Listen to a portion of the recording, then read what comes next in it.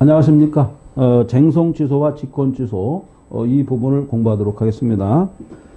지난 시간에 한번 쟁송 취소와 직권 취소를 개설을 좀 설명드렸어요. 쟁송 취소와 이제 직권 취소가 있는데, 자,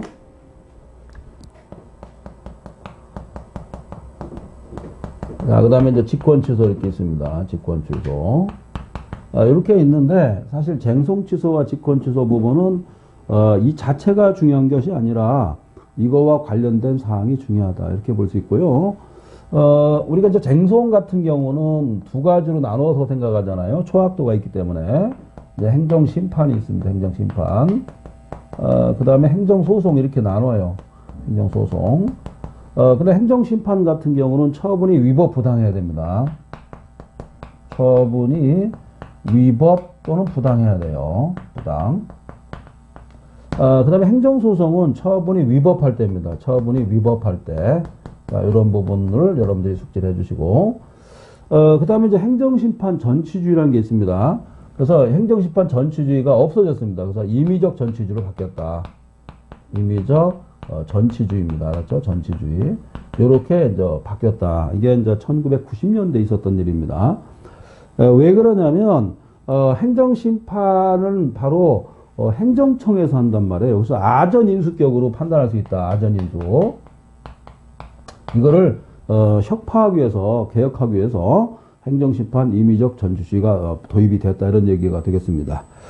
자, 쟁송취소와 직권취소 이렇게 되어 있는데요. 중요한 건 뭐냐면 쟁송취소는 법적 근거가 필요 없습니다. 즉, 이 쟁송취소 요것은 법적 근거가, 자, 쟁송취소는 법적 근거가 있어야 되고, 바로 직권취소는 바로 법적 근거가 필요 없다. 이런 얘기죠. 자, 여러분들 행정법에서 법적 근거라는 건 매우 중요한 겁니다. 이 독일 말은 이제 그룬트라고 합니다. 그룬트. 이 그룬트 기본적인 근거가 있어야 된다. 땅이란 뜻입니다. 땅. 땅은 근거잖아요. 땅이 있어야 무슨 식물도 자라고 집도 짓고 그죠? 모든 것을 이제 땅으로부터 시작하죠. 사람도 뭐 흙에서 태어나서 흙으로 다 돌아간다 이런 말 있지 않습니까? 성경에도 그런 말 있잖아요. 그죠? 그 말이 맞긴 맞아요. 그러나 여러분들 땅 속에 얼마나 답답할까요? 그죠? 그래서 저는 영혼이 있다고 생각합니다.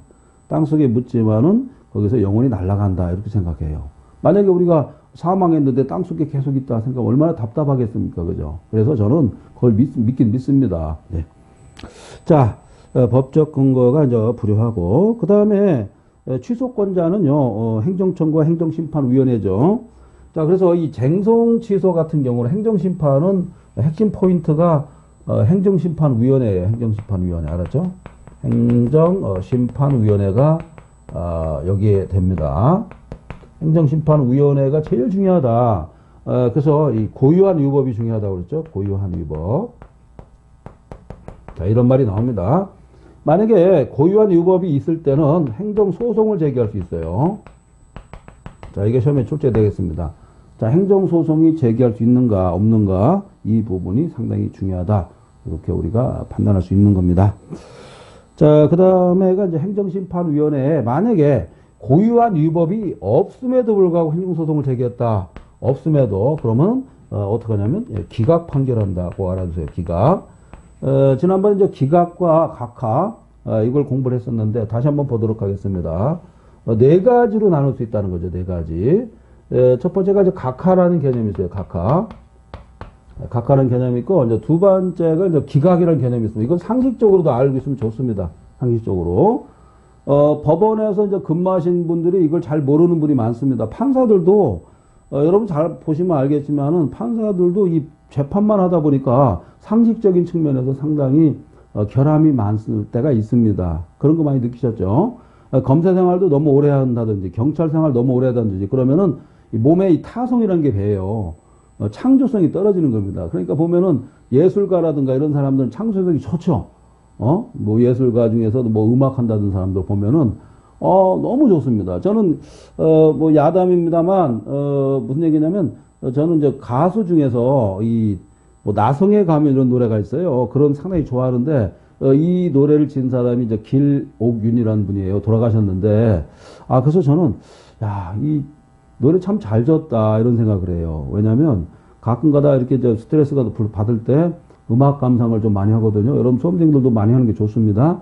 그런데 누가 이 노래를 졌을까라는 생각을 가끔 해봐요. 그런데 거기서 보면은 참 이 경쾌합니다.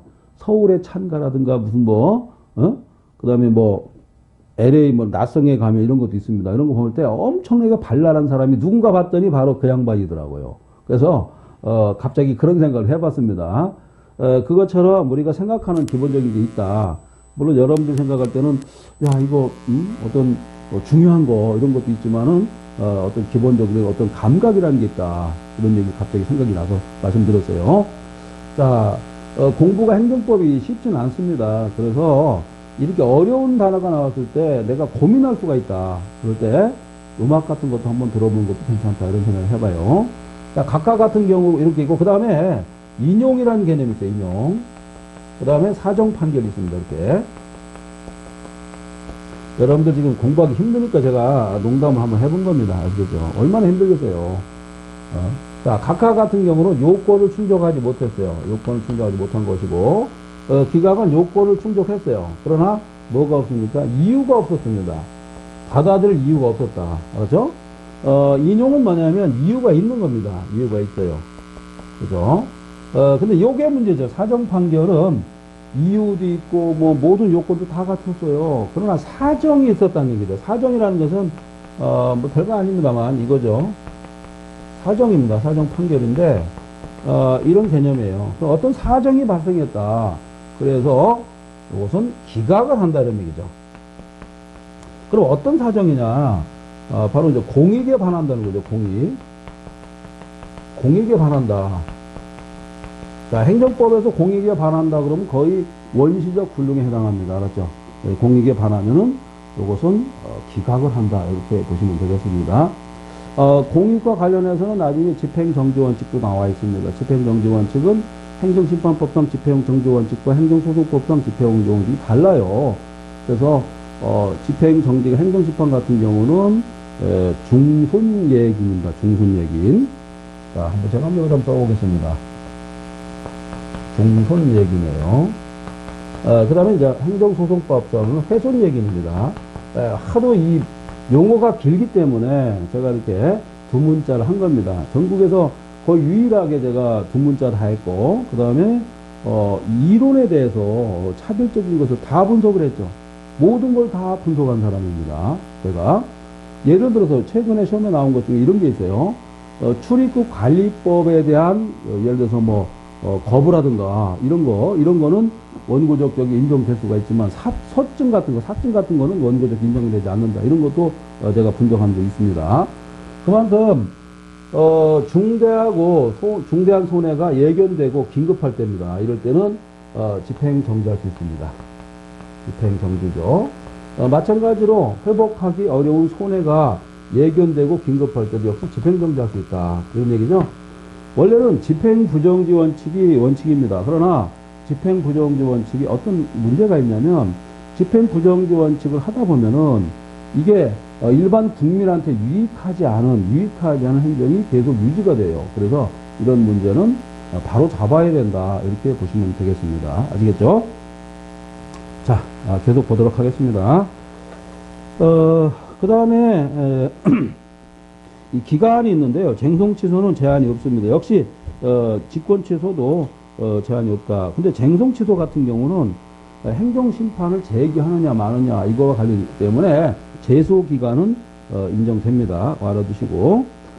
자, 그리고 이제 최근에 직권 취소와 쟁송 취소 해가지고 뭐가 자주 출제되냐면 바로 직권 취소는 실권의 법리라는 게 있어요. 실권의 법리. 이거와 관련해서 자주 출제된다. 실권이라고 그러죠. 실권의 이제 법리라고 그러는데 이거 관계돼가지고 시험에 많이 출제되고 있다. 바로 실권이라는 건 뭡니까? 당연무효가 되는 것이다. 이런 얘기죠. 당연무효가 되는 겁니다. 당연무효. 알았죠? 그렇게 여러분들이 생각하시면 이상이 없겠습니다. 자, 우리가 행정법 공부할 때는 파트가 여러 가지가 있지만 시험에 나오는 파트에 대해서 우리가 집중을 해야 된다. 그죠? 집중하는 자가 성공하고 성공하려면은 노력을 해야 되는데 허튼 데다가 힘을 쓰면 노력이 소용없죠. 그렇기 때문에 집중을 꼭 하셔야 된다. 그리고 준비를 하고 있으면은 기회가 오면 잡을 수가 있어요. 항상 그겁니다. 사람은 세 번의 기회가 와요. 무슨 뭐 결혼에 대한 기회도 세 번 올 수가 있고, 그 다음에 뭐 돈도 그렇습니다. 재산에 대한 기회도 세 번 옵니다. 물론 나중에 공수래 공수건데 어쨌거나 뭐 우리가 생존하는 동안은 되게 중요한 그 관념이 되겠죠. 그리고 또 이 출세할 수 있는 기회가 세 번 와요. 사람은 누구나 옵니다. 다리 밑에 거름뱅이도 올 수가 있어요. 옛날에 그런 속담 말이 아니죠. 다리 밑에 거름뱅이가 있었는데 이 동네에 사는 대감이 말이죠. 이 사람을 좋게 본 거예요. 왜? 이 사람이 점쟁이였다는 거예요. 다른 건 다 모르는데 점을 잘 칩니다. 어떤 점을 쳤을까요? 이 사람이 1592년 뭡니까? 임진왜란이 있었죠. 임진왜란을 점친 거예요, 이 사람이. 그러면서 뭐라고 하냐면 대감이 지나가는 거예요. 그러더니 이 사람이 뭐라고 하냐면 대감을 불러 세운 거예요. 자, 앞으로 1, 2년 있으면은 임진왜란이 일어나기 때문에 다 죽습니다. 이런 점괘를 낸 겁니다. 그래서 이 사람은 믿었던 거예요, 대감은. 그러면서, 그런데 그 당시만 해도 당쟁이 있었단 말이에요. 당쟁이 있었는데 이 사람이 하필이면은 당쟁에서 밀려가지고 이 사람이 저 먼 두메 아주 산골로 귀향을 가게 된 거예요. 그런데 1592년도 임진왜란이 난 거예요. 네? 그리고 나서 어떻습니까?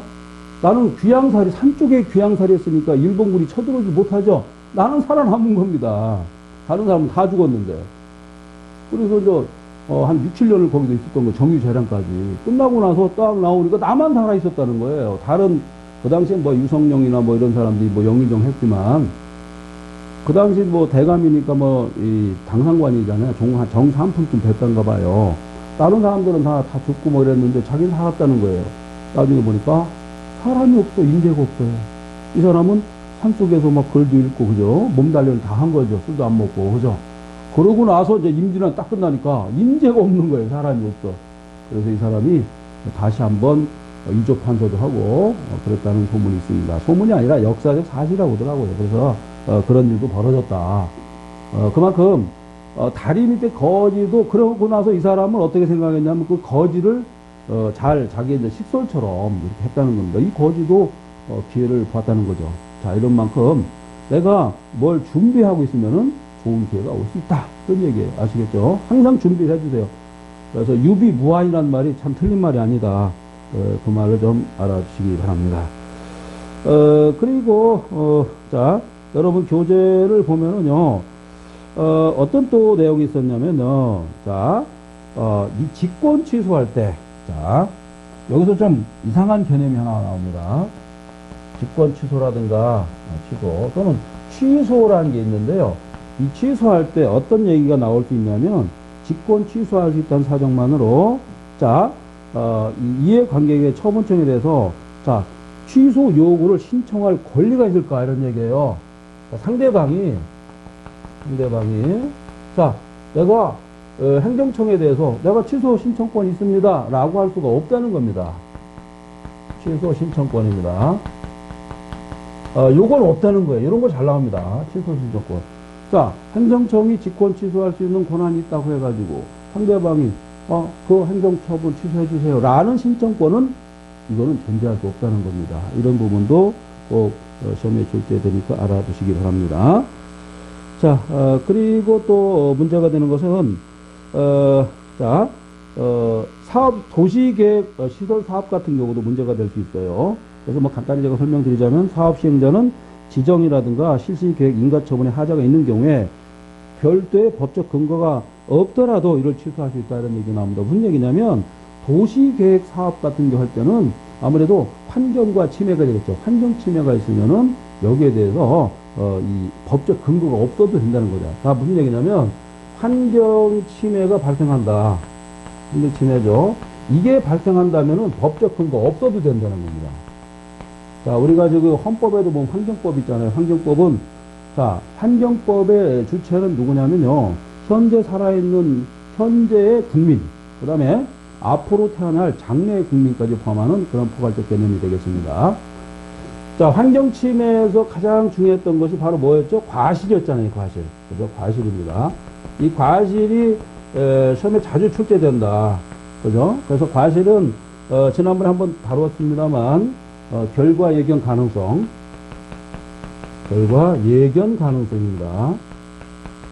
그 다음에, 결과 회피 가능성. 이렇게, 두 가지로 되어 있다는 겁니다. 아시겠죠?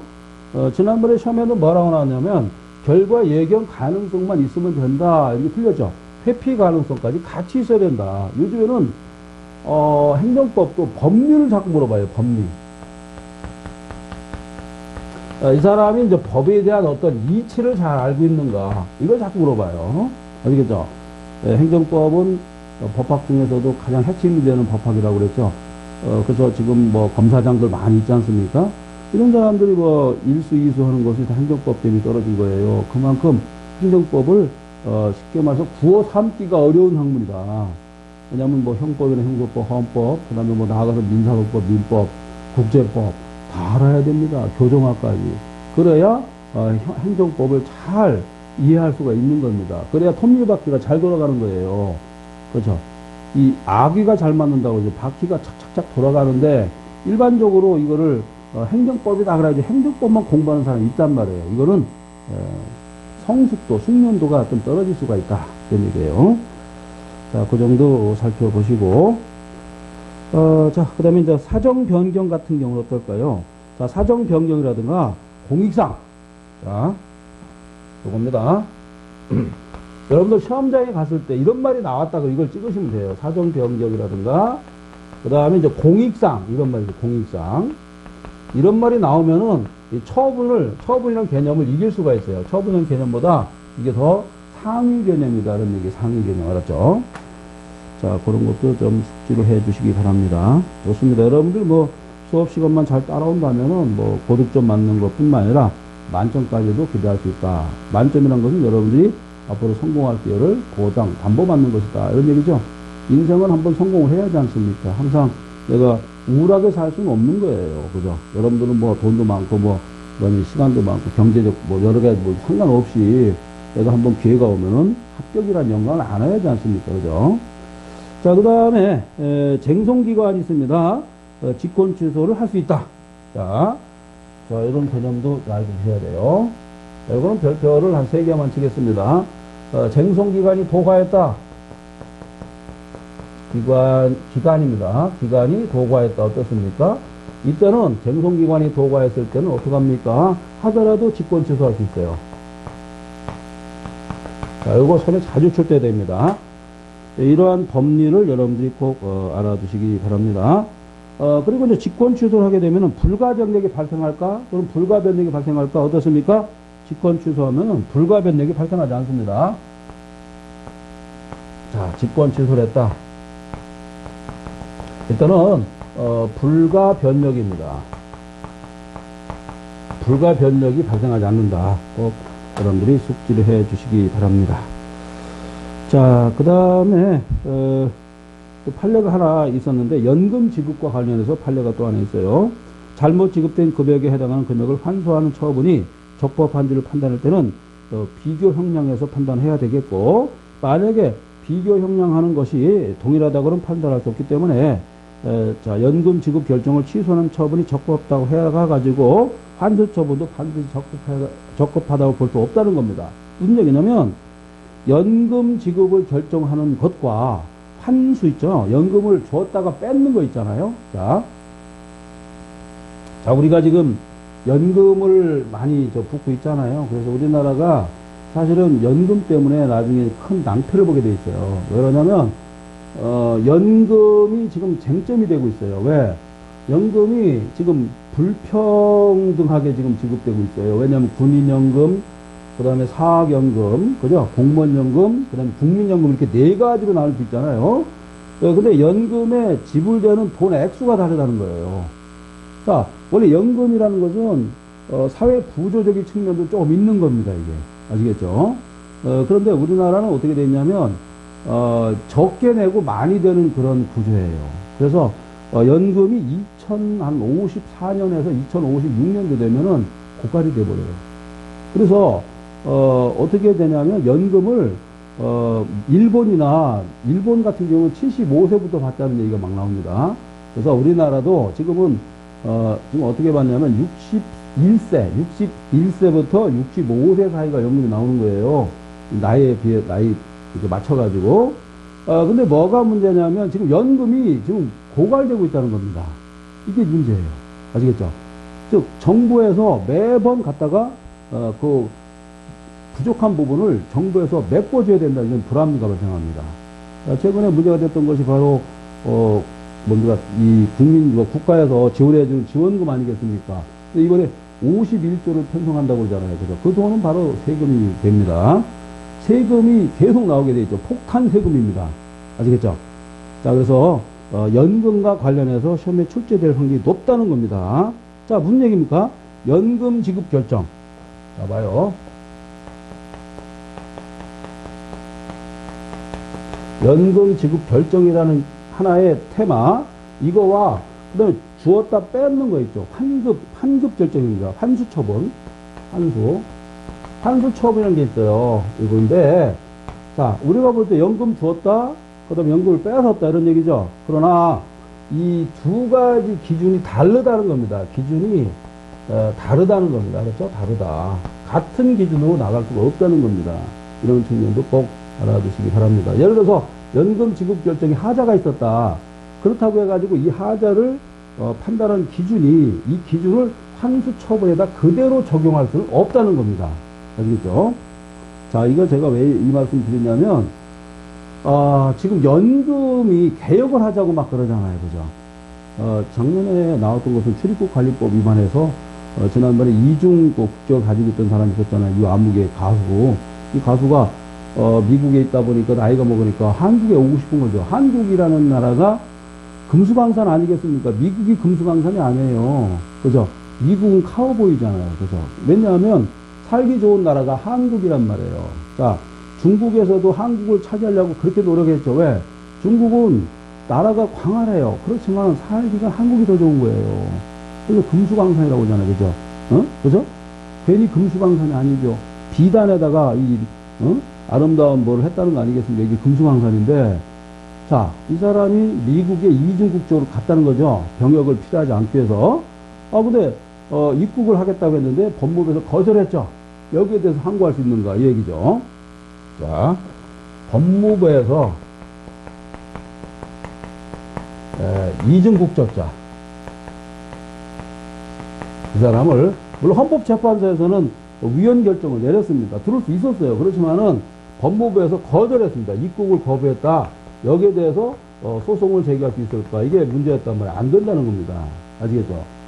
이런 것처럼 행정법은 어떤 좋은 문제가 있냐면은 시사적인 게 나온다는 거예요. 시사적인 거. 그러니까 지금 우리나라가 문제되어 있는 게 바로 연금 아니겠어요. 그죠? 그죠? 자, 이런 것도 숙지를 해 주시기 바랍니다. 자, 그래서 제가 이제 교재에다가도 연금과 관련해서 제가 실었습니다. 아시겠죠? 자, 그 다음에가 이제 쟁송 취소로 가는데요. 쟁송 취소는 소급표가 있어요. 아시겠죠? 취소니까 소급표가 있다. 자, 하나 더 보도록 하겠습니다. 자, 영업허가와 관련해서 영업허가 금지를 명한 영업허가 처분 취소를 자체가 나중에 행정쟁송 절차에 의해서 취소되었다. 이런 얘기입니다. 그러면은 영업허가 취소 처분이 어떻게 될까? 이것은 소급해서 이렇게 된다는 겁니다. 소급표가 있다는 겁니다. 그러면은 영업허가 취소 처분 이후에 영업행위 어떻게 될까? 이것은 무허가 영업이 아니라는 겁니다. 자, 여러분들 이거 이해하기가 잘 힘들 텐데 제가 먼저 설명을 드리겠습니다. 좀 어려울 수가 있어요. 자, 이거 잡으세요. 자, 행정청입니다. 행정청이 처분을 했다는 것이죠. 영업 허가를 해줬습니다.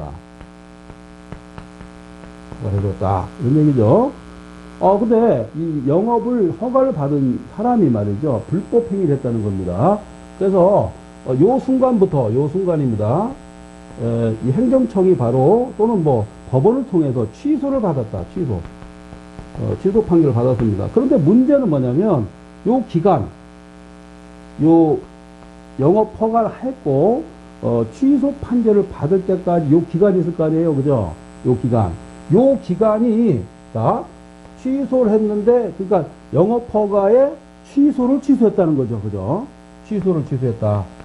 취소에 대한 취소. 그러니까, 법원에서 영업허가를 행정청에서 취소했단 말이에요. 여기에 대해서 법원이 취소한 거 잘못됐어. 라고 취소 판결을 내렸다는 거죠.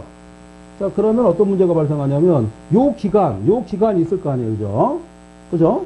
그러니까 행정청에서 예를 들어 3월 1일까지, 3월 1일부로 영업허가 취소를 했단 말이에요. 예를 들어 3월 1일이라고 칩시다. 그런데 법원에서는, 판결이 나온 것은 뭡니까? 이 취소에 대해서 취소하라는 것은 예를 들어서 3월 20일이었다고 쳐요.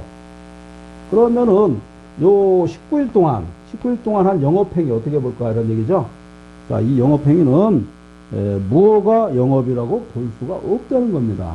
자, 무허가 영업이 아니라는 겁니다. 알았죠? 자, 이런 거 좀 조심해 주시기 바랍니다. 아시겠죠? 이게 시험에 출제되겠습니다. 자, 역시 뭐 운전도 마찬가지입니다. 그렇게 보시면 되겠고, 그 다음에가 이제 중요한 판례가 또 있어요. 뭐냐면, 역시 이제 과세 처분과 관련해서 시험에 출제가 되는데, 과세 처분입니다. 자, A라는 과세 처분을 때렸습니다. 자, 예를 들어서 뭐, 100만 원이라고 칩시다. 100만 원의 세금을, 100만 원입니다. 100만 원 세금을 때렸는데, 행정청에서 말이죠. 이걸 취소시켰습니다. 취소시키고, 얼마를 취소시키고, 이 과세관청에서 200만 원 때렸다는 겁니다. 200만 원. 이렇게 때렸다는 거. 이걸 취소시키고, 네? 이런 얘기죠. 그런데 또 세월이 지나서 200만 원의 이 세금에 대해서 또 이걸 취소시켰다. 이걸 또 취소시켰습니다. 이걸 취소. 자, 얘기해요. 자, 그러면 원래 있던 100만 원이 다시 살아날 수 있을까? 다시 생할 수 있을까? 이런 얘기죠. 다시 살아날 수 있을까? 없다는 것이 판례 태도입니다. 자, 이런 거 비슷하죠? 내가 말이죠, 보충력으로 지금, 얼마 전에 보충력 처분을 받았어요. 그리고 나서, 이 국방부에서 병무청이겠죠. 병무청에서 어떻게 했냐면, 갑자기 현역을 하고 나가라고 한 거예요, 현역. 그런데 좀 지나니까 현역 처분도 취소하겠다는 행정청에도 의사표시가 있었어요. 그러면은 종전에 내가 보충력 처분 받은 것이 살아날까 이런 얘기죠. 자, 보충력. 그러다가 이제 현역이 나왔죠. 그리고 현역이 취소됐다는 얘기죠. 그러면 종전에 받았던 보충력 처분이 살아날까 이런 얘기예요. 똑같은 얘기죠. 살아나지 않는다는 것이 이제 판례 태도가 되겠습니다. 자, 이렇게 해가지고 이제 취소 공부했고, 다음에가 이제 철회가 되겠죠. 철회는, 이 장래에 대해서 이 무효로 만드는 그러한 행정작용을 철회라고 합니다. 장래입니다. 자, 보시기 바랍니다. 이 철회는 장래 향해서 무효화시킨 것이다. 그죠? 무효화시킨 것을 바로 철회라고 한다. 이런 얘기죠. 그래서 이제 철회는요, 처분청이 하고, 중요한 것은 감독청을 할 수가 없다는 겁니다. 우선 처분청만 할 수 있고, 그 다음에 감독청은 할 수 없다. 이런 얘기죠. 감독청. 가장 중요한 것은 최근에 철회가 엄청나게 요게 이제 중요한 이슈로 떠올랐다 이런 얘기죠. 이 철회라는 것은 상당히 좀 어렵습니다, 요즘에. 그래서 이것은 법적 근거가 없어도 된다. 법적 근거가 없어도 된다. 이렇게 이제 우리가 개념적으로 요약할 수가 있다 이런 얘기죠. 자, 그리고 철회는 직권에 의해서 합니다. 직권. 당사자 신청이 아닙니다. 직권주의다 이런 얘기죠. 그 다음에 이제 철회를 하게 되면은 상대방이 귀책 사유가 없는 경우에는 손실보상까지 갈 수 있다. 자, 상대방에게 귀책 사유가 없어요. 그럴 때는 어떡합니까? 귀책 사유가 없을 때는 일단은 손해배상을 청구할 수 있습니다. 손해배상. 그래서 손해배상을 청구할 수 없다. 이렇게 보시면 되겠습니다. 자, 그 다음에 직권취소와 철회가 그러면 지금 동일하게 갈 수 있을까요? 아니라는 거죠. 이것은 상대적으로 지금 되고 있다. 상대와 꼭 알아두시면 되겠습니다. 그리고 포괄적 신분관계에서는 사전 변경으로도 철회를 불가할 수 있다. 자, 포괄적 신분 관계가 있었다. 자, 포괄적입니다. 이거 되게 중요합니다. 포괄적 신분 관계. 포괄적 신분 관계가 있을 때는 어떻습니까? 사정 변경으로도 처리할 수가 없습니다. 예를 들어서 이런 거예요. 공무원 임명. 임명입니다. 그 다음에 귀화죠. 이런 경우는 아무리 사정이 변경할지라도 한번 고정관념화 시켰기 때문에 이것을 다음에 바꿀 수가 없다는 겁니다. 내가 미국에서 한국으로 귀화했는데 갑자기 사정이 변경됐다고 해가지고 다시 미국으로 갈 수 없죠. 자, 예를 들어서 북한하고 남한 같은 나라가 아니에요. 유엔에서 볼 때는 북한하고 남한은 다른 나라입니다. 엊그제 북한이 또 미사일 쐈잖아요. 쏘고서 이번에 대통령 당선자한테 또 엄포를 왔잖아요. 그죠? 무슨 얘기냐면 그만큼 북한은 경제가 어려운 겁니다. 그런 얘기예요. 자, 그렇게 보시고 그 다음에 그래서 귀화가 중요하다. 그 다음에 공무원 임명도 마찬가지죠. 자, 그 다음에 철회가 직권 취소보다 신뢰가 더 크다. 자, 철회가 직권 취소보다 신뢰가 더 크다는 겁니다. 철회가 직권 취소보다. 그거죠. 직권 취소보다 신뢰보호 원칙에서 더 크다 이런 얘기죠. 자, 그렇게 알아두시고 그 다음에 중대한 공익상의 이유가 있을 때 그때만 철회가 가능하다. 공익이 없음에도 불구하고 마음대로 철회하면 되겠어요? 그러면은 대한민국 법질서는 혼란에 빠질 수밖에 없다. 이렇게 보시고요. 자, 그 다음에 철회하는 것보다 더 경미한 절차가 있었다. 그럼 그 절차를 따라야겠죠. 이걸 뭐라고 그래요? 이것을 보충성의 원칙이다. 이렇게 볼 수 있어요. 거기다 쓰세요. 보충성의 원칙이 적용된다. 보충성입니다. 이 원칙을 적용할 수밖에 없다. 이렇게 우리가 판단할 수 있습니다. 자, 그래서 우리가 철회에 대해서 기본 개념을 공부했고요. 다음 시간에는 철회와 취소의 차이점, 이동에 대해서 살펴볼 시간 갖도록 하겠습니다. 수고하셨습니다.